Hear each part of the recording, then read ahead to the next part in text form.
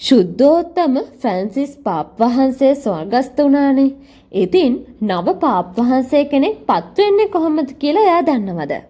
පාප් වහන්සේ ස්වර්ගස්ථ වීමෙන් පසු වතිකානුවට යන ලොව පුරා ඉන්න කාදිනල්වරු එහි වතිකානුවේ තියෙන අපෝස්තතික මාලිගාවේ පිහිටි ශාලාවකට රැස් වී නව පාප් වහන්සේවරයෙක් තෝරා ගැනීමට රැස්වීමක් පවත්වනවා.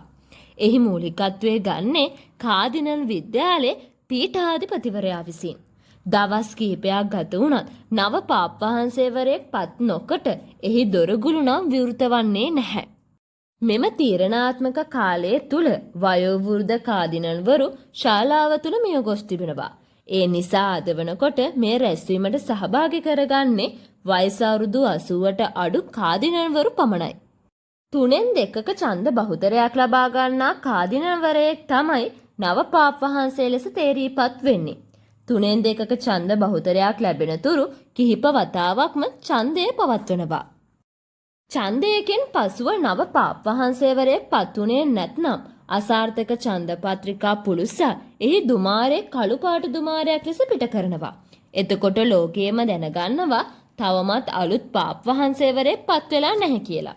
අන්තිමට පාප් වහන්සේවරයෙක් තේරීපත් කරගත් පසුව රසායනික ද්‍රව්‍ය යොදාගෙන පුලුස්සා හැරීමෙන් දුම් කවුරුවෙන් පිටවන්නේ සුදු පාට දුමාරයක්.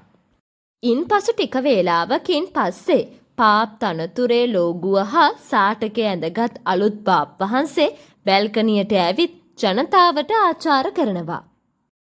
ලෝකයේ පුරා පාප් වහන්සේ තනතුරට සුදුසුකම් ලැබූ කාදිනල්වරු 200ක් හිටියත් වයස අවුරුදු 80ට වඩා අඩු කාදිනල්වරු ඉන්නේ 135ක් පමණයි.